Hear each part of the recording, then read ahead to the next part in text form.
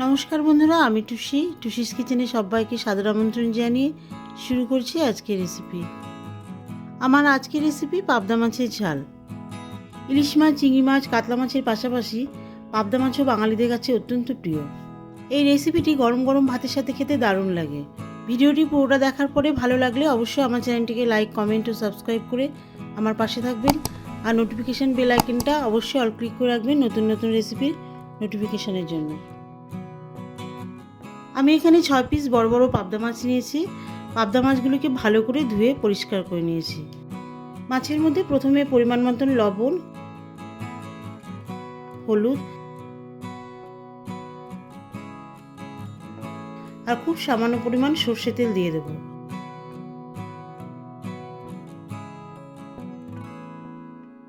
এই সব কিছু দিয়ে মাছগুলোকে ভালো করে ম্যারিনেশন করে নেব। মাছের মধ্যে সর্ষে তেল দিয়েছি, এতে করে মাছগুলি ভাজার সময় ফাটবে না।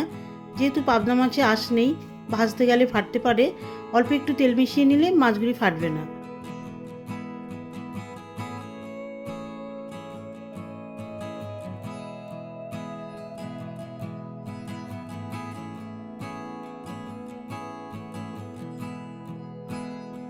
মাছগুলি মাখা হয়ে গেছে, এবারে রান্না করব।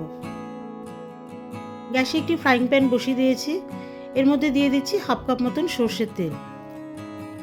তেলের মধ্যে দিয়ে দিচ্ছি খুব সামান্য পরিমাণ হাফ চামচের মতন হলুদ দিয়ে দিচ্ছি। হলুদ তেলের মধ্যে ঠান্ডা অবস্থাতেই মিশাতে হবে, গরম তেলে দিলে হলুদ পুড়ে যেতে পারে। হলুদ তেলের মধ্যে ভালো করে মেশানোর পরে গ্যাস অন করে দিয়েছি। তেলটা গরম হয়ে গেলে লো হিটে মাছগুলোকে হালকা ভেজে নেব। খুব বেশি কড়া করে মাছগুলি ভাজবো না, যেহেতু পাবদা মাছ খুব নরম মাছ, বেশি ভাজার দরকার নেই। গরম তেলে মাছের দুপাশে 1 মিনিট 1 মিনিট করে ভেজে তুলে নেব। সবগুলি মাছ একবারে ভাজবো না, তিনটে তিনটে করে দুবারে মাছগুলি ভেজে তুলে নেব।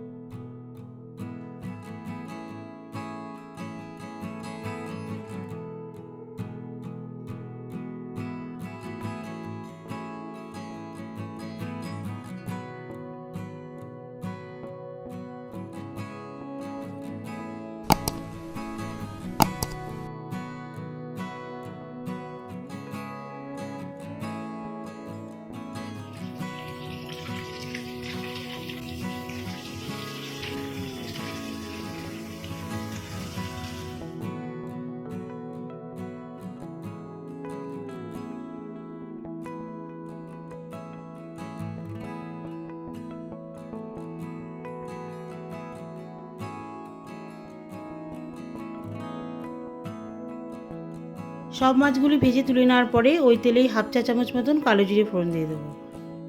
ফোড়নটা তেলের মধ্যে হালকা ভেজে নেব, যাতে এর মধ্যে থেকে খুব সুন্দর ফ্লেভার আসে।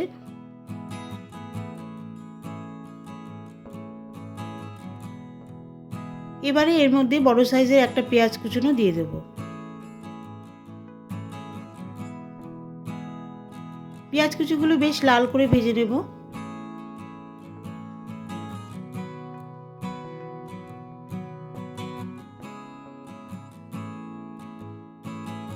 পেঁয়াজ কুচি তেলের মধ্যে দিয়ে দেওয়ার পরে 1 মিনিট মতন নাড়িয়ে নিয়েছি।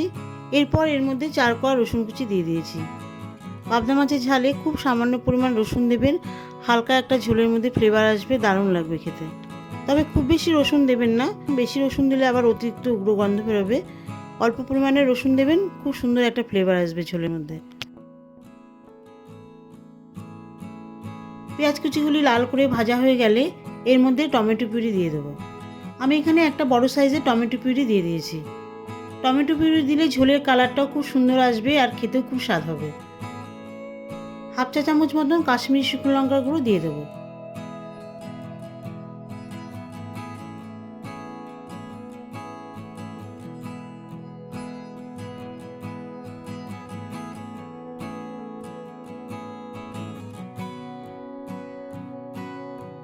এবারে 1 চা চামচ মতন জিরে গুঁড়ো দিয়ে দেবো। দিয়ে দিচ্ছি 1 চা চামচ জিরে গুঁড়ো।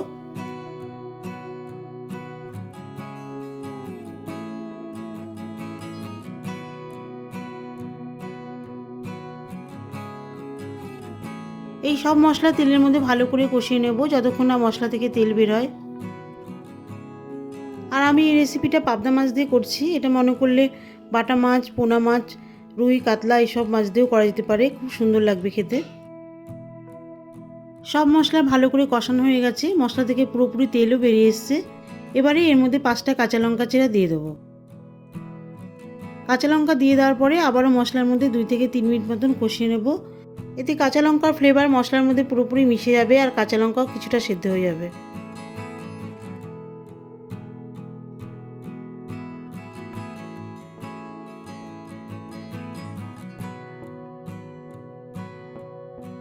কাঁচা লঙ্কা মশলার মধ্যে ভালো মতন কষিয়ে নেওয়ার পরে ছোটো গ্লাসে 1.5 গ্লাস মতন জল দিয়ে দেবো। জলের পরিমাণটা একটু বুঝে দেবেন, যে যেমন গ্রেভি খেতে পছন্দ করেন সেই পরিমাণ অনুযায়ী জল দেবেন। আমি ঘন ঝোল তৈরি করব, সেই জন্য 1.5 গ্লাস মতন জল দিয়ে দিয়েছি।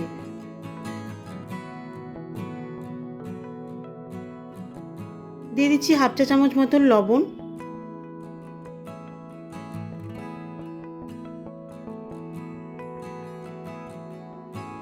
লবণ ঝোলের মধ্যে ভালো করে মিশিয়ে দিয়ে ভাজা মাছগুলো একটা একটা করে ঝোলের মধ্যে মিশিয়ে দেব।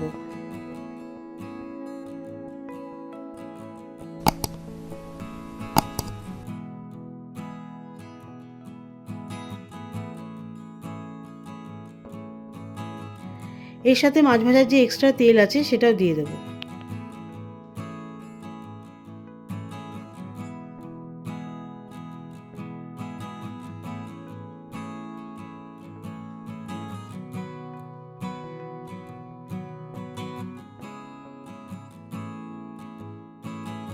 ঢাকা দিয়ে 5 মিনিট রেখে দেবো মাছগুলি সেদ্ধ হওয়ার জন্য। ঢাকনা 5 মিনিট পর তুলে নিয়েছি। সবশেষে 1 টেবিল চামচ মতন ধনেপাতা বাটা ঝোলের মধ্যে ভালো করে মিশিয়ে দিচ্ছি।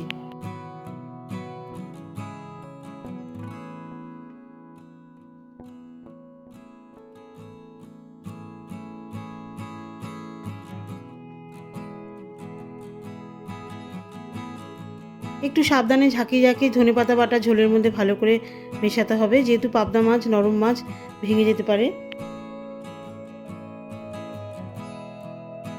এবারে গ্যাস অফ করে দিচ্ছি। পাবদা মাছের ঝাল পুরোপুরি রেডি প্লেটে সার্ভ করার জন্য। গরম গরম ভাতের সাথে খান, অসাধারণ লাগবে। দেখা হবে পরবর্তী ভিডিওতে নতুন কোনো রেসিপি নিয়ে। ভালো থাকবেন, সুস্থ থাকবেন আর আমার চ্যানেলটিকে লাইক, কমেন্ট ও সাবস্ক্রাইব করে আমার পাশে থাকবেন।